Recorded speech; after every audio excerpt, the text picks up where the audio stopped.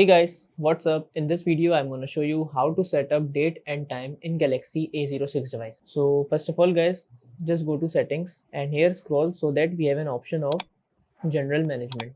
Just tap on this option and as you see we have option of date and time. So just tap on date and time.